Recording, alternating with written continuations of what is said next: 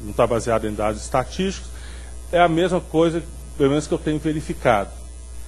Quase todos os acidentes a gente observa essa violação.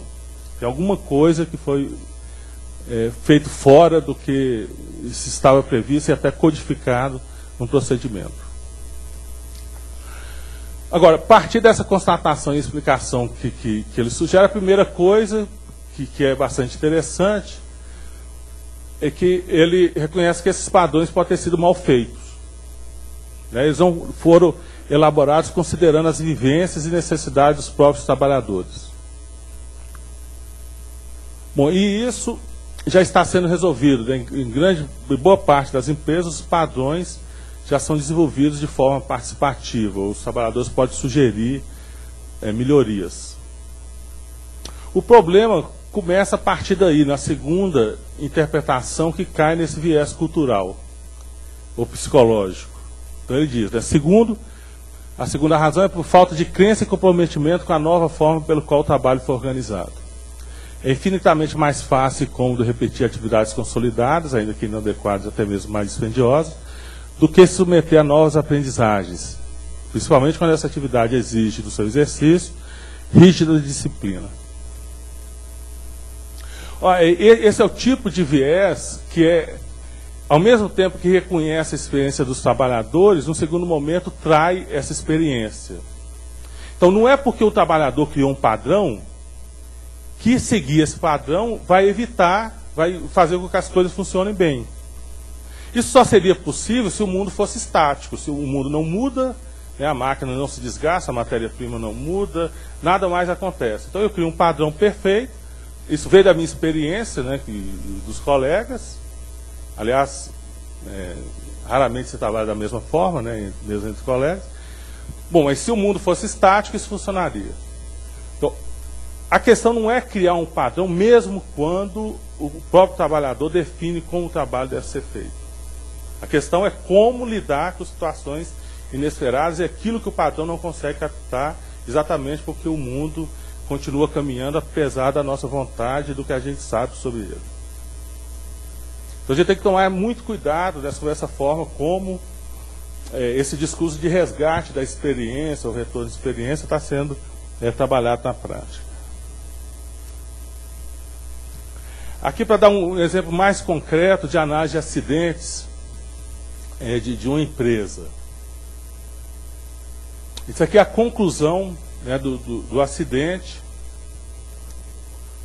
em que os técnicos, os engenheiros, concluem, e aí já está falando da proposta de ação. As medidas propostas no plano de ação, que existia já, a meu ver, pode até minimizar a ocorrência desse tipo de acidente. Porém, as medidas mais importantes que queiram ser capazes até de eliminar a grande maioria daqueles que estão ocorrendo em nosso meio, são características não muito comuns nos trabalhadores. Ou pelo menos é uma grande parte deles e necessita ser cobradas com maior rigor, quais sejam o comprometimento com a sua própria segurança e atitude prevencionista. Elementos sem dúvida necessários para a eliminação de ocorrências dessa natureza. Ou seja, conclusão, a norma existe, ela é efetiva, o problema é que o trabalhador não se preocupa com a sua própria segurança e não tem essa atitude de prevenção. Bastaria para isso que ele adotasse a norma.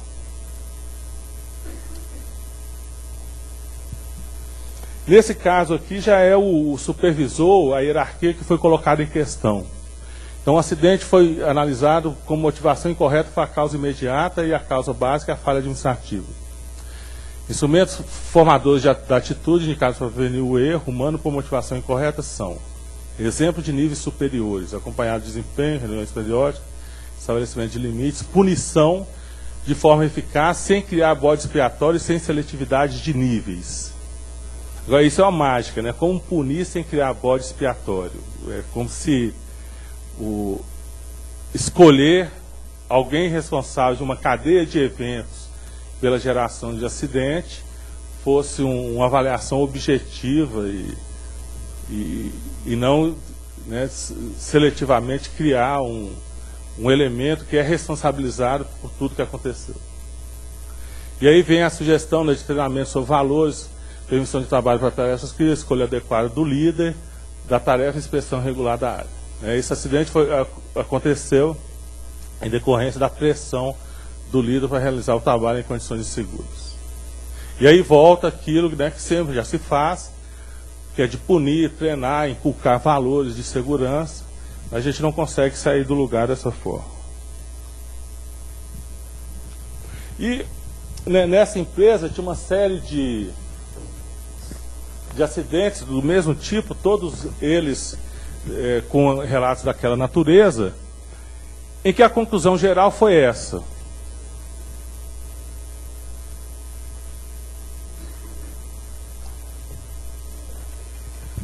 Ou seja, tem a norma, as pessoas não seguem. Então alguma coisa se passa na cabeça das pessoas. Só que a cabeça das pessoas é uma caixa preta. Ninguém entende o que é que acontece, né, lá dentro. Isso aqui são os engenheiros, gente. Então dá um desconto.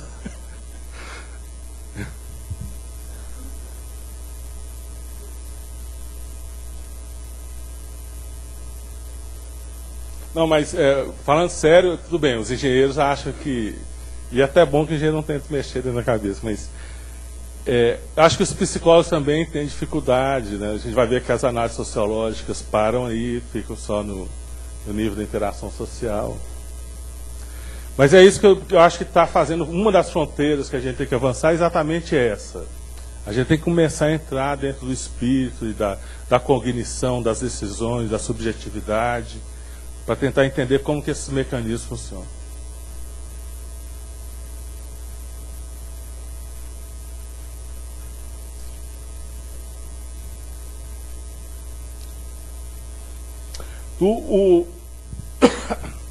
Mesmo tem um relato de um acidente que está na Revista Brasileira de Saúde Ocupacional, naquele número de 2007, que retoma a análise daquele voo que caiu na Amazônia, né, que é bastante interessante. Lá, os autores retomam essa afirmação da Boeing, que propõe retirar essa cultura da culpa e, né, tentar motivar esse relato de qualquer incidente, que naquela ocasião também se verificou isso. O erro que os pilotos cometeram ao lançar a direção lá do voo já havia acontecido várias vezes, porque houve uma mudança tecnológica. E esses incidentes não foram relatados ou não foram considerados suficientemente importantes para gerar uma alteração do projeto, como foi feito depois do acidente. Só que esse objetivo aqui é que é difícil. Se eu acho que isso é um problema de cultura, eu vou continuar repetindo esses mesmos equívocos. Então a gente tem que abandonar essa ideia de que os problemas acontecem por problema de valores ou de cultura dentro da empresa.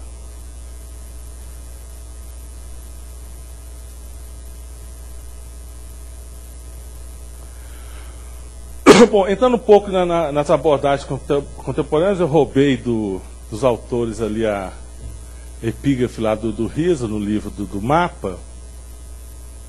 Então, uma das proposições é a separação entre erro humano e erros latentes do Riso. O princípio é esse, né? Vamos parar de ficar olhando lá na pontinha do sistema, porque a gente sempre vai achar um culpado, e ver que aquele acidente é a consequência de um sistema muito mais complexo, de falhas latentes, de uma série de coincidências, às vezes imprevisíveis, né, no modelo lá do queijo suíço, que as coisas vão se combinando, vão se engredando e geram um resultado indesejado. E senão a gente sempre vai continuar encontrando um culpado se a gente olha apenas para a ponta do sistema.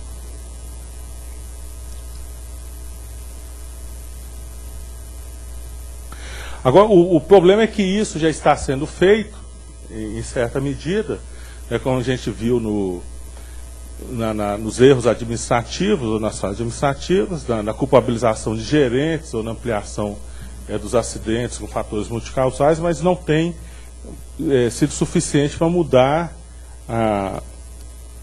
o resultado da análise, ou as formas de prática. Uma contribuição importante, né, do Riso, que coloca em questão a própria prevenção é o que a gente pode chamar da diferença entre o genótipo e o fenótipo. Então, o acidente, por mais que eu conheça as causas, esse determinismo causal nunca é suficiente para antecipar um novo acidente. Exatamente porque entre as causas e o acidente existem combinações inesperadas, né? Eu conheço o genótipo, mas eu não conheço o fenótipo. Eu consigo mapear o genótipo, mas eu não consigo prever como que aquele ser vai se desenvolver. E isso é muito comum em análise de acidente, que mostra essa ilusão retrospectiva. Mas essas causas aqui já aconteceram. Então a gente poderia ter antecipado. Não, a gente poderia antecipar relações causais mais imediatas, mais entre uma causa e outra, um efeito, mas a combinação dessas causas é imprevisível. E é isso que coloca em questão essa avaliação puramente causal dos acidentes. Se a gente quiser tentar formalizar uma rede de causas e achar que o acidente vai acontecer dentro daquele mesmo caminho, aquela mesma trajetória, a gente está deixando a porta aberta para acidentes que têm características semelhantes, mas combinações que são diferentes. E é esse o desafio, né, que a gente tem que tentar vencer. Esses autores, o Cardoso e o Kurkman, né, no acidente lá do voo da Varig, eles propõem utilizar a noção de acidente normal do Pero e uma teoria contemporânea do que eles chamam do ator-rede, ou das redes sociotécnicas, principalmente desenvolvido por Latour e Calon, que são sociólogos franceses. Para ir contra essa ideia limitada da análise multicausal, que apenas coloca fatores um ao lado do outro, sem entender a inter-relação entre eles. Então a ideia do ator-rede é que para mostrar, analisar um acidente, a gente tem que um fato social, um evento, é consequência de toda uma rede de atores, e para eles não tem diferença nenhuma entre uma coisa material, um ser humano e uma organização. Então a ANACT tem o mesmo papel do computador de bordo e do piloto e dos passageiros dentro desse sistema. Então essa combinação desses actantes é que vai gerar um evento indesejável, né? E para isso a gente tem que recuar tanto no espaço quanto no tempo, ampliar os limites tradicionais de análise de acidentes. Então, como aqui vai ficar mais forte essa noção, eles citando Latour, eles dizem que voar é uma propriedade de toda a associação de entidades que inclui aeroportos e aviões, rampas de lançamento e balcões de venda de passagem. O B-52 não voa, a Força Aérea Americana voa. A ação não é uma propriedade de humanos, mas de uma associação de actantes. Bom, se a gente pega esse acidente da TAM, né, que aconteceu aqui em São Paulo, né, todos esses elementos vão estar ali presentes, né? Depois que o acidente acontece, essas coisas emergem. Então o ponto de partida da análise deles é que, enquanto as coisas funcionam normalmente, a gente acha que o que faz o avião voar é a tecnologia, é o avião. Depois que o acidente acontece, é que essas coisas vão emergendo. Quer dizer, o que mantém um avião no ar, ou que evita o acidente, é tudo isso. É a ANACT, é a pista, é a chuva, é a relação com os passageiros, a cobrança por qualidade, por atraso, etc. Ou seja, é tudo isso que faz, que pesa na hora de um piloto tomar uma decisão e dizer, eu vou pousar ou não vou pousar. Não é o fato de, se não me engano, naquele acidente, um reverso estava com defeito. Isso é rotina, o piloto resolve isso. Não é essa transgressão, essa falha técnica que explica o acidente. É toda essa combinação de fatores que só ficam, essa combinação só fica visível quando o acidente falha e tem essa catástrofe. Eu acho que essa contribuição ela é fundamental para a gente ampliar os acidentes, mas, a meu ver, tem um grave defeito, que depois eu vou analisar, que é essa homogeneização de fatores, né? Dizer que um avião a pista do aeroporto tem o mesmo peso do que o piloto ou a instituição como a ANAC. Mas no fundamental eu acho que eles têm razão nessa afirmação. O que mantém um avião no ar é menos a engenharia ou a aerodinâmica e muito mais essas condições em torno do... Aliás, se fosse só a engenharia, praticamente hoje não teria muito acidente, né? Isso está relativamente bem dominado. E a gente vai ver que mesmo quando a engenharia falha, é por essas razões aqui que são em torno.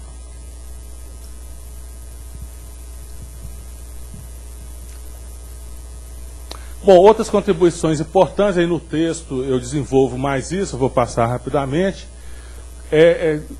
essa noção de evento. Por exemplo, é discutido pelo Sarifian, que eu aproveito lá no texto.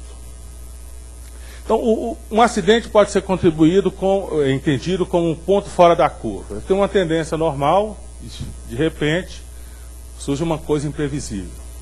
Agora, por que esse evento foge à compreensão tradicional? Ele tem determinadas características ou propriedades, né? O evento é uma coisa singular, ele é um ponto que foge de uma série histórica, então eu não posso antecipar, eu não posso fazer uma inferência que dá conta do evento. Ele é imprevisível, ele é uma coisa que está onde não deveria estar, né, no tempo e no espaço. Ele tem uma importância, um valor discriminante, é algo que as pessoas olham e dizem, opa, aqui tem alguma coisa errada, tem alguma coisa diferente, esse ruído não está bom. Então a manifestação do evento vem pela diferença e de uma forma intuitiva, apenas perceptível. Eu não consigo explicar, eu apenas percebo. Tem alguma coisa que não está funcionando bem. E isso é o alerta para que eu entre num processo de reflexão. E ele é imanente à situação. Só quem está vivendo a situação consegue perceber que alguma coisa mudou. É aquele operador que está lá na linha de frente e fala, espera aí, a coisa aqui está estranha. E esse momento, esse time, é quem está vivendo cotidianamente que consegue perceber. Por isso que é difícil transmitir isso numa situação fora do trabalho, né, numa reunião ou para um superior. E finalmente esse resgate hoje, de uma forma bem mais concreta, desses elementos subjetivos, mas sem esse viés psicologizante que eu comentei anteriormente. Né, entender essa subjetividade como um ponto de convergência, de contradições e de conflitos sociais. Eu peguei aqui alguns trechos da análise do acidente feito pelo Yves Clos no livro A Função Psicológica do Trabalho, em que ele retoma um acidente aéreo na França e reanalisa, com o olhar da psicologia baseada em sócio-histórica, né, baseada em Vygotsky, Bakhtin, para propor uma nova forma de analisar os acidentes. Ou de compreender a subjetividade de uma forma mais concreta e não apenas com uma vontade de um sujeito, mas entrar no âmago dos processos psíquicos.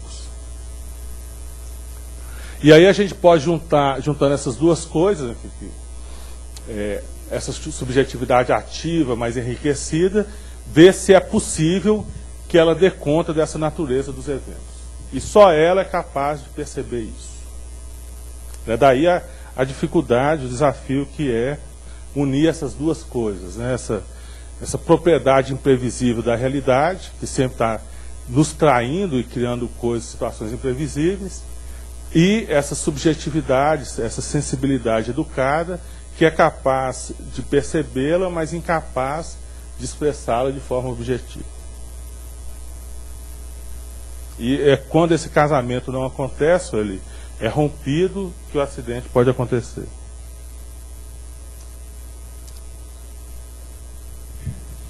Bom, então, para retomar a questão lá do início, eu tomei a crítica, a provocação que o Lieber fez na sua tese, em que a crítica que ele faz a todas as teorias de análise de acidentes é que elas não conseguem criar condições para a percepção de um objeto novo, dessa dimensão trágica do trabalhador, né, diante das decisões e das opções que são colocadas no trabalho. E normalmente a gente fica sentado muito confortavelmente nessas abordagens que acabam inviabilizando essa compreensão, né, do acidente nas características, né, que são as deles. Inclusive, né, que não pode ser puramente causal, que tem que lidar com incerteza, etc. A mesma coisa é o que o Schwartz, né, da ergologia, fala sobre o desconforto intelectual.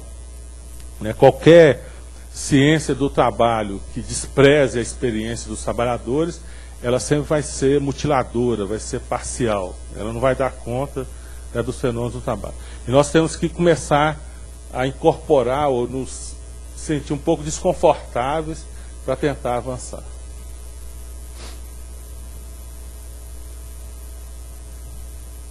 E o importante nesses dois autores é que esse avanço não se dá dentro do conceito, não se dá pela teoria. É a teoria que tem que abrir mão da sua pretensão de dar conta das coisas e abrir mão para deixar espaço, né, para outras formas de expressão, para outras formas de saber. Essa experiência do trabalhador é a condição para que ela seja resgatada. Isso não pode ser feito nos termos da teoria. Eu não posso exigir que o trabalhador expresse de forma objetiva algo que é percebido de forma intuitiva.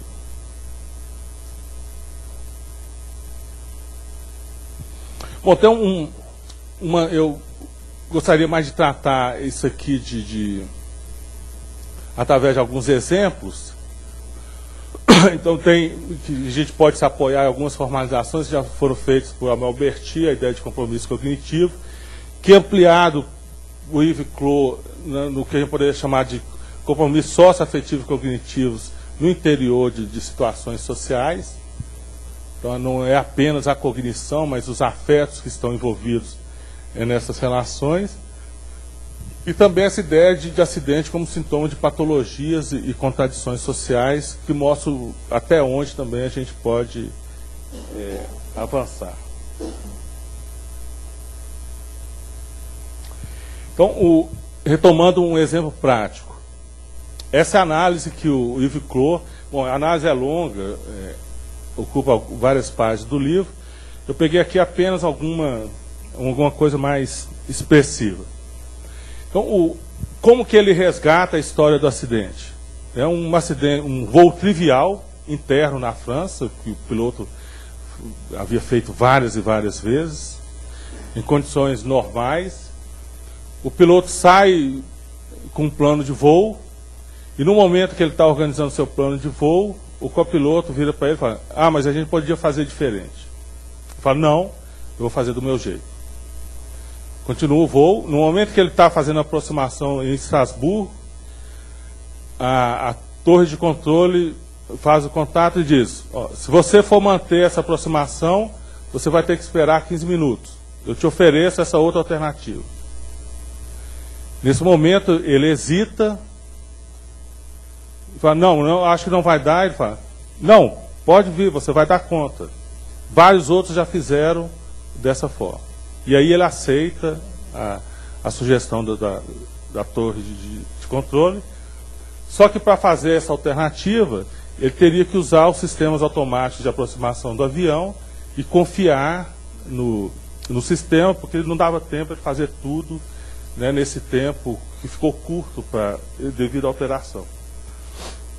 E é nesse momento que o avião começa a descer numa taxa muito maior e se choca na montanha, um acidente inconcebível, né, para um piloto experimentado. O susto foi tão grande que a gravação, quando eles percebem que eles vão se chocar na montanha, eles nunca imaginavam que pudesse acontecer isso, né? O desespero dos pilotos nesse momento. Bom, como que o Yves Clos vai retomar esse tipo de análise, né? E aí vai mostrar todas as condições sociais que estão em torno desse processo psicológico, que a causa final é essa. O diagnóstico final ele confiou demais no sistema automático de descida e não percebeu e descuidou. Ele poderia, se ele olhasse a taxa de descida, ele perceberia.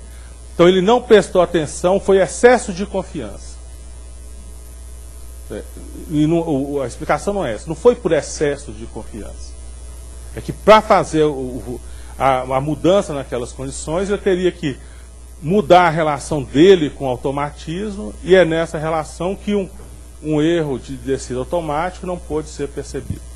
Então essa combinação entre o sistema automático e o piloto como se dá, a gente tem que entender, não de uma forma abstrata, mas na condição que estava acontecendo naquele momento. Então qual que era a política da empresa nessa ocasião? O Airbus A320 estava sendo lançado, era um momento de transição, havia uma resistência muito grande dos pilotos antigos desse avião, de utilizá-lo, e havia uma certa situação de embate.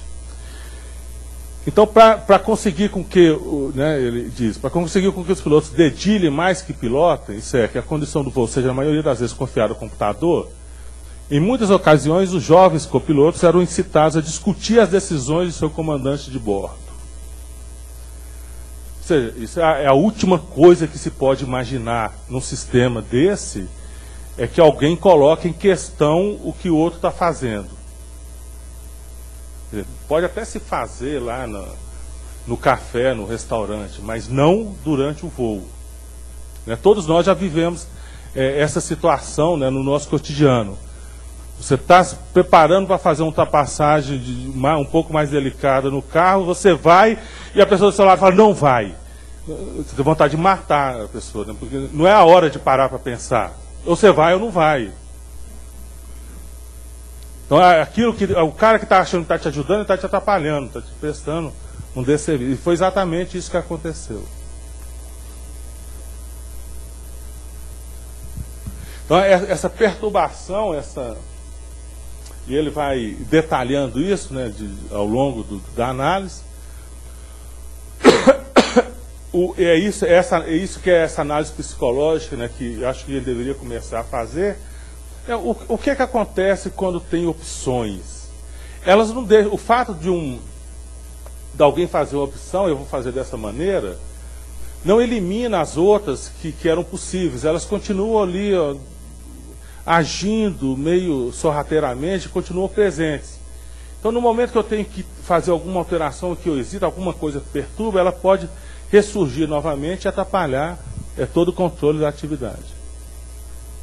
E ele estava o tempo todo sob essa pressão para mudar e para utilizar mais o sistema automático e tentando resistir. Então, todo esse contexto social e tecnológico é que explica a dificuldade ou esse acidente numa situação relativamente banal. Então, a conclusão final é que esse acidente não pode ser explicado, não pode ser